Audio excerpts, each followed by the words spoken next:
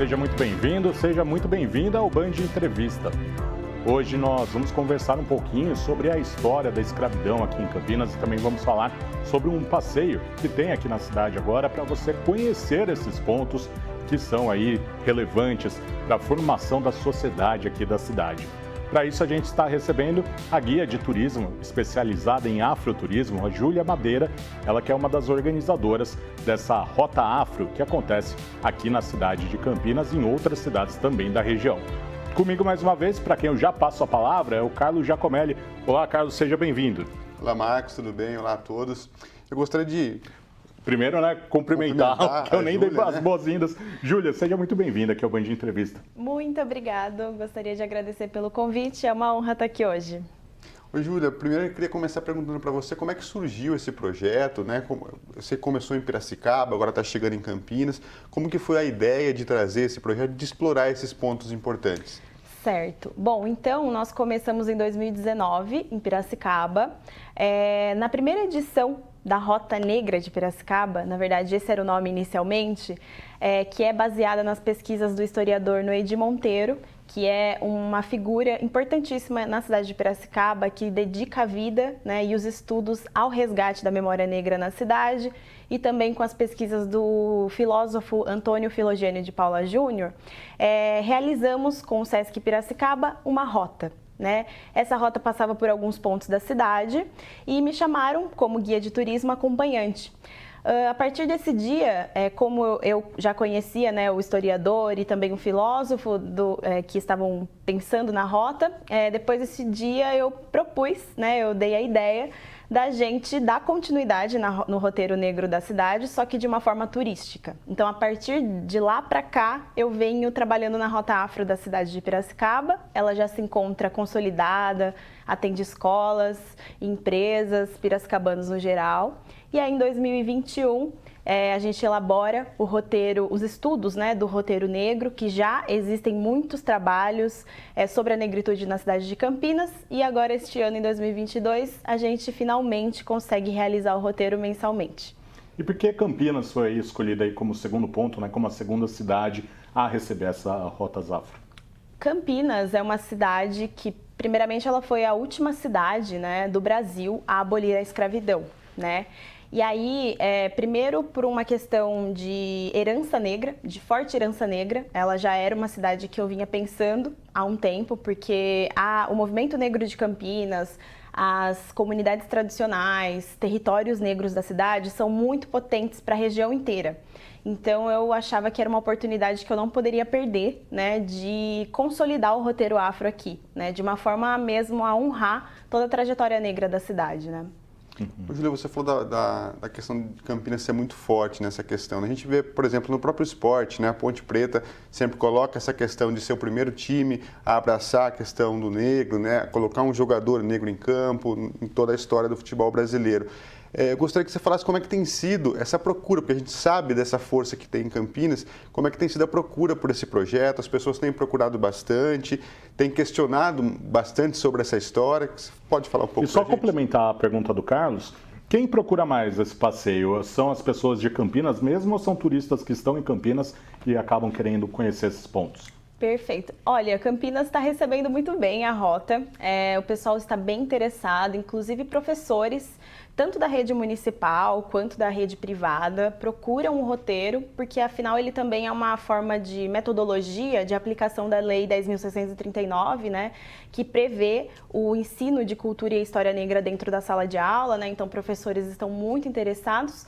E a população de Campinas, moradores de Campinas mesmo, se interessam pelo roteiro, porque é pensar que no dia a dia, passando pelo centro, a gente não repara muito, né, nos pontos, na história dos lugares, até mesmo nos prédios históricos, né? E aí o passeio, ele proporciona essa contemplação do lugar, né, de uma outra perspectiva e também através da história negra.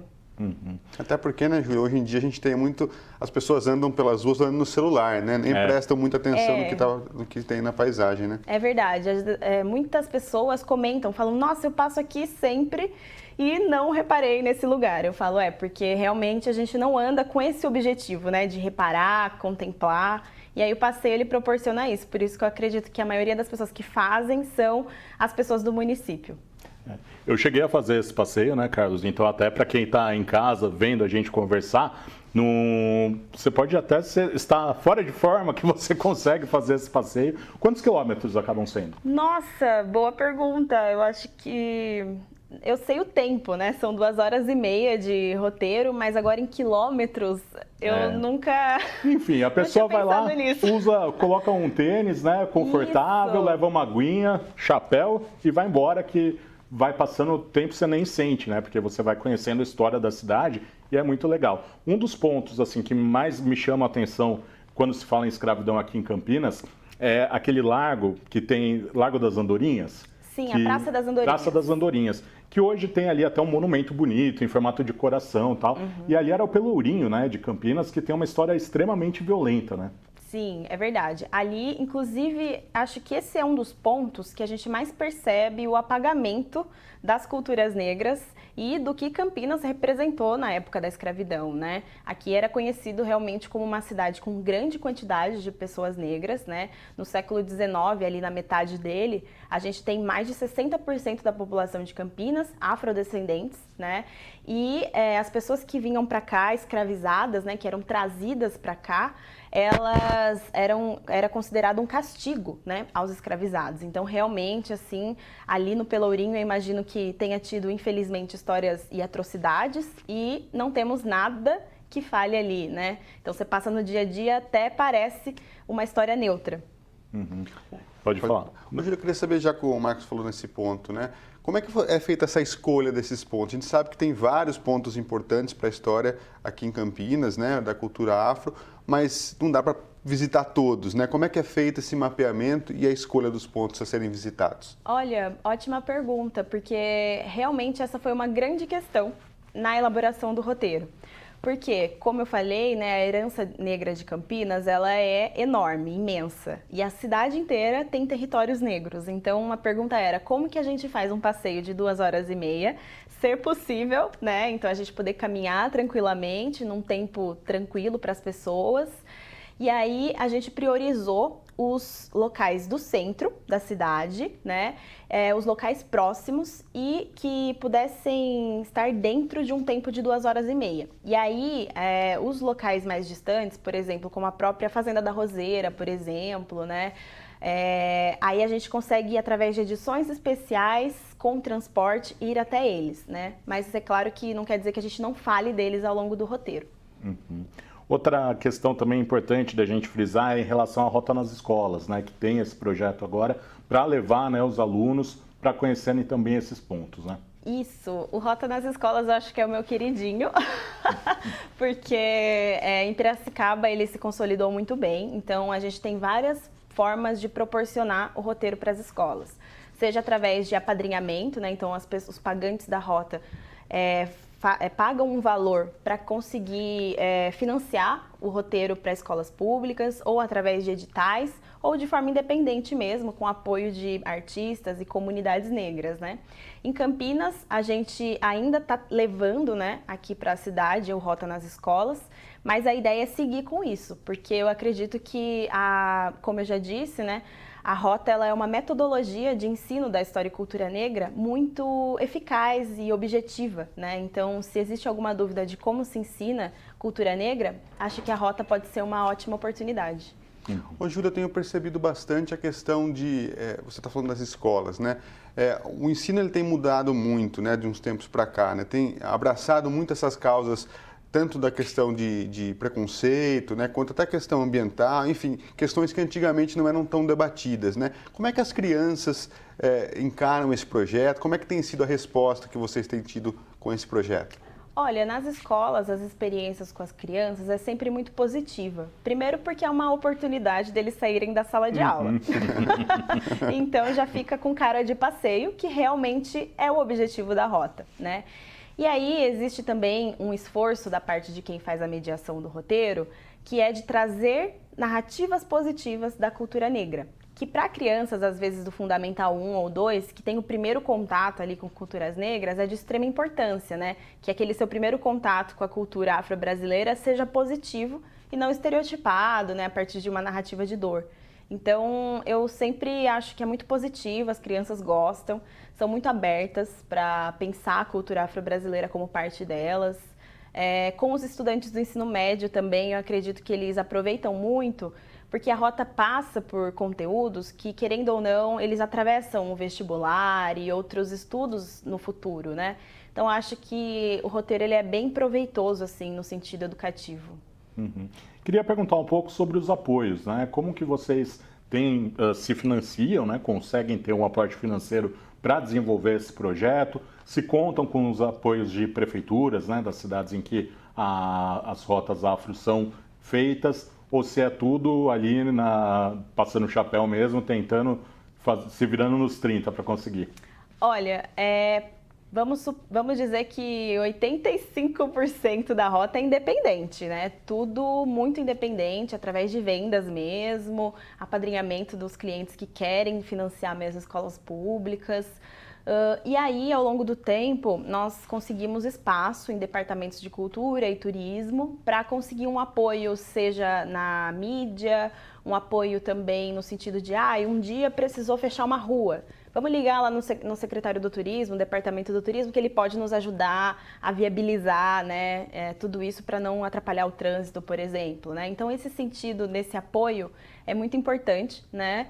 E as escolas também acabam apoiando, principalmente as escolas privadas, porque elas entendem essa importância de repassar esse roteiro para as outras escolas. Então, às vezes a gente põe uma taxa do valor social e os responsáveis e tutores e pais, né, pais e mães que querem apoiar, têm a oportunidade através ali da escola. Legal. Carlos, segura aí a próxima pergunta, porque agora a gente vai para um rápido intervalo. Daqui a pouquinho a gente volta falando mais sobre a história, né, a cultura negra aqui em Campinas e sobre a Rotas Afro. Não sai daí.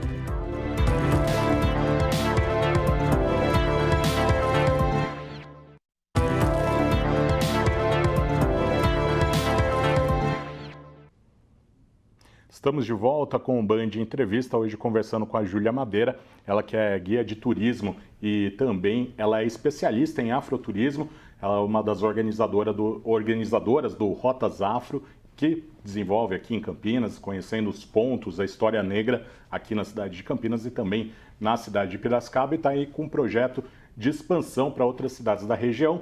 Carlos Giacomelli pode fazer a próxima. Júlia, aproveitando esse gancho do Marcos, né, de ir para outras cidades, né, como é que é feita essa sequência, por exemplo? Parte de vocês, através dessa história afro, escolher, agora a gente vai para essa cidade, que essa cidade é importante, tem pontos importantes, ou as próprias cidades acabam sabendo do projeto e procurando vocês? Como é que funciona? Isso, eu tive 3 experiências, assim. A primeira foi na cidade de Águas de São Pedro, que a própria cidade se abriu para as possibilidades de criar um roteiro afro lá, através de um dos projetos chamado Corredor Caipira, que eles têm lá na cidade. O pessoal quis fazer uma parceria com Rotas Afro, né? Então tem essa possibilidade. Na cidade de Rio Claro e Americana, tem pessoas, estudantes de grupos de estudos étnicos, raciais, pessoas da comunidade negra, que eu conheço, que inclusive outras pessoas, né, que fazem a rota conhecem, vão conectando os contatos, e nessa a gente é mais assim, através dos contatos que temos nas outras cidades, que facilita com que a gente crie um roteiro novo lá. Então, aqui em Campinas, eu já tinha contato de alguns grupos também, né? Além do meu grande interesse devido à herança negra, também tinha uns contatos que já haviam sido feitos, né? E esses contatos ajudam muito a pensar no roteiro lá, né? A pensar na inserção da comunidade no roteiro, em pensar onde estão os pesquisadores negros para que a gente se baseie, né, nos roteiros, para que a gente possa... Como guia, né, eu reproduzo pesquisas, né, eu não sou historiadora, né, então eu reproduzo pesquisas de historiadores, então onde estão os historiadores negros das cidades? Então é muito nesse sentido, assim, nas cidades que mais tem essas pessoas, né, esses pontos, aí a gente vai chegando. E aqui em Campinas você conta com o apoio do Guilherme Oliveira, né, que é um historiador que participou até de um projeto da Unesco que identificou alguns pontos, né, da cidade com uma relação histórica, né, em relação aos negros. Então, eu queria que você falasse um pouquinho desse projeto da Unesco, que foi aí, né, desempenhado também pelo Guilherme Oliveira, E qual é a relação desses pontos que estão ali, né, nesse levantamento da Unesco com o Rotas Afro? Sim, esse projeto da Unesco, importantíssimo para a cidade, né? Ele levantou 20 pontos históricos negros da cidade, contou com pesquisadores de diversas linguagens, o que eu acho isso muito interessante, né? Porque consegue ampliar a pesquisa de uma forma muito interessante, junto com fotógrafos também da cidade, e mapearam, né? Segundo o Guilherme, que inclusive o Guilherme ele apoia a Rota Afro, né? Um dos nossos anfitriões da experiência da Rota Afro Campinas. Ele ficou responsável pela pesquisa do Largo do Rosário, né? Então, principalmente na Rota Afro, nesse ponto, assim, nossa, ele faz um espetáculo, é realmente incrível a forma que ele conduz a história do Largo do Rosário, né? E a relação entre essa pesquisa que a Unesco realizou em Campinas e a Rota Afro é que os pontos da Unesco pesquisados, aliás, a Rota Afro passa pelos pontos pesquisados da Unesco, né? Então, eu acredito que inclusive até uma forma de pegar essa pesquisa e botar ela na rua, né? Então, isso é muito interessante. E recentemente também, uma das fotógrafas do projeto, a Luciana Antônio, participou da Rota Afro. O pessoal do próprio projeto já está interessado aí. Então, acredito que se complementam muito bem as atividades e pesquisas. Carlos, já vou passar a palavra para você, que ela citou ali o Largo do Rosário, né? E é uma história que eu não conhecia, por exemplo. Estou morando em Campinas já há 11, 12 anos e eu não sabia do que aconteceu lá. Então eu queria que você contasse um pouquinho, que com certeza muita gente que está em casa nem sabe por que o Largo do Rosário se chama Largo do Rosário, né? Então, o Largo do Rosário, ele contou, né, com a presença da Igreja do Rosário, né, que foi uma igreja construída para a população negra, só que devido a um plano de melhoramentos que Campinas propôs, né, acabou sendo demolida, né, e era uma igreja que era fundamental para a presença negra, para a organização negra e para que a população negra pudesse ter oportunidades de exercer, né, sua fé. Eram lugares exclusivamente deles. E aí acaba que nesse processo de demolição acontece um apagamento total do lugar. Então, o Largo do Rosário, que é esse ponto de encontro de culturas negras, que é esse ponto de encontro de religiosidade negra, acaba sendo totalmente apagado nesse processo de demolição. E quem passa por lá, infelizmente, não tem noção da importância dele para a construção da cidade. Inclusive ali aos arredores do largo nós tínhamos muitos cortiços, né? Os cortiços eram moradias de pessoas afrodescendentes e ex-escravizados da época, que também foram totalmente demolidos, né? Então eles passam por um processo através de um discurso de melhoramento e urbanização que na verdade acaba apagando, né, os lugares negros. Júlia, como é que tem sido, por exemplo, vocês estão passando pelos pontos, explicando cada ponto. Isso também vai aguçando a curiosidade das pessoas que estão no caminho, né? De saber mais coisas. Como é que tem sido essa busca na hora mesmo do percurso? O pessoal tem perguntado muito, tem questionado demais. Isso também deve levar vocês a pesquisar mais coisas ainda. Como é que tem sido essa troca? Eu falo que os roteiros negros, eles são pesquisas vivas, né? Por quê? Porque quando a gente pensa em cultura negra, principalmente nessa ideia de falar da história negra, existe um processo histórico que fundamenta o Brasil, que é de apagar a documentação negra, né? Então, quando nós tocamos nesse assunto, nós tocamos num ponto que é muito subjetivo, que é o da memória, né? E ele é muito delicado, porque apesar dele ser subjetivo, ele forma a gente. Se não fosse a memória histórica, o que seria de nós, né? Então as pessoas, assim, elas ficam muito curiosas, porque geralmente são histórias que elas não escutaram, né? Ou às vezes é aquela coisa assim, é verdade, meu tio comentou mesmo que tinha uma igreja negra, que os negros frequentavam aqui, ou minha família sempre frequentou, por exemplo, a Capela de São Benedito, né? Mas aí não sabem muito bem profundamente aquilo, né? Então, assim, os grupos são bem falantes, todo mundo pergunta bastante e eu adoro essas perguntas porque elas ajudam essa pesquisa viva da rota a acontecer. Até falando nisso, eu queria que você citasse alguns exemplos, né, de personalidades históricas aqui de Campinas que são negras, né, e que não tiveram o reconhecimento que deveriam, né? Não viraram nome de rua, não viraram nome de praça, que é uma das coisas que também aconteceu muito no Brasil, né, na formação histórica do Brasil, essa questão de excluir um pouco essas personalidades negras, né? A gente fala bastante do Mestre Tito, que foi inclusive o responsável, né, pela construção da paróquia de São Benedito.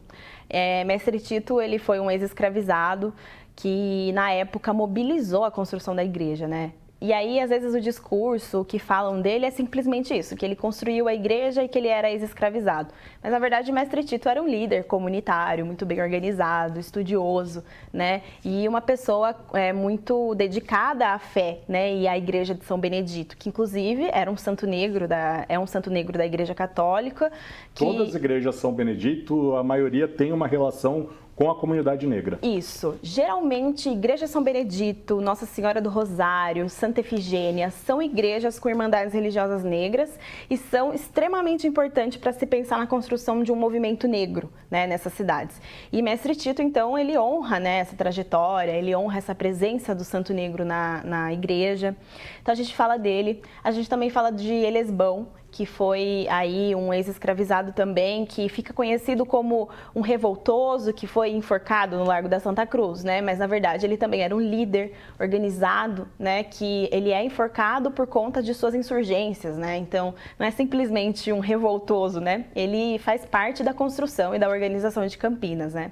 Ele chegou a montar algum quilombo aqui em Campinas?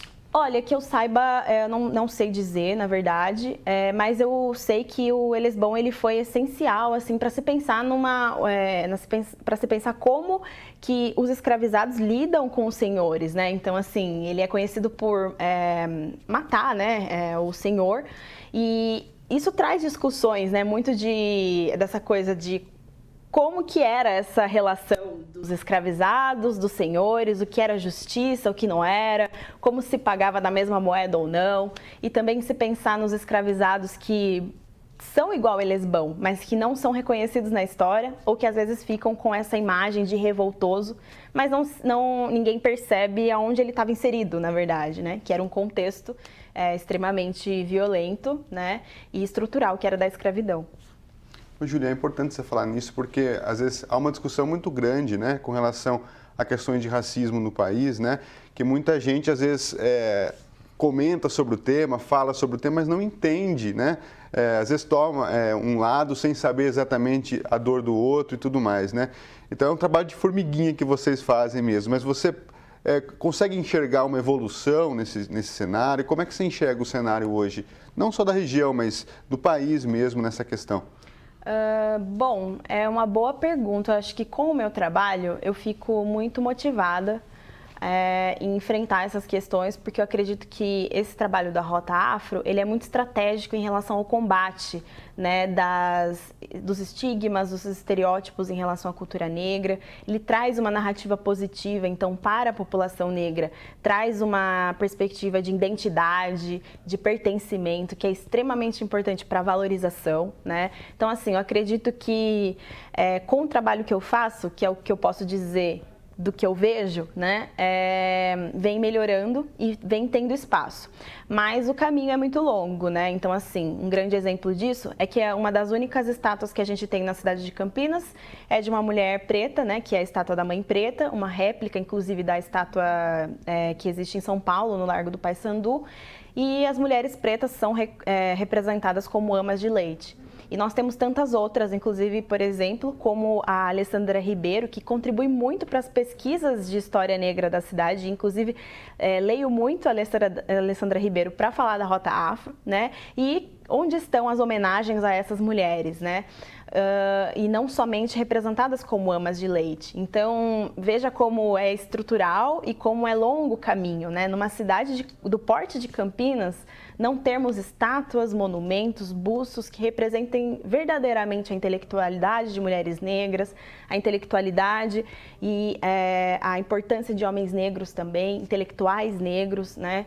E pensar na população negra como fazedores e produtores de intelecto, cultura, vida, né? Então, acredito que, sim, meu trabalho, ele proporciona uma estratégia, vejo mudanças a partir dele, mas ainda em relação às estruturas e o que a cidade nos conta, é um longo caminho. Júlia, para quem tiver interesse, então, na Rota Afro aqui em Campinas, também em Piracicaba, como deve fazer? Bom, é só acessar o Instagram, @rotasafro, ou o meu Instagram, @juliamadeiraafro, ou juliamadeira.com.br, que é o site, e lá vocês encontram toda a programação mensal. Né? Toda semana também eu publico no Instagram, nos stories, né? Toda a programação. E existe um grupo no WhatsApp em que eu também compartilho por lá as atividades da Rota Afro. Legal. Júlia, muito obrigado pela sua participação aqui no Band Entrevista e até mais. Muito obrigado, eu adorei participar. Valeu, Carlão, até mais. Até a próxima. E a você, muito obrigado pela sua companhia e até semana que vem.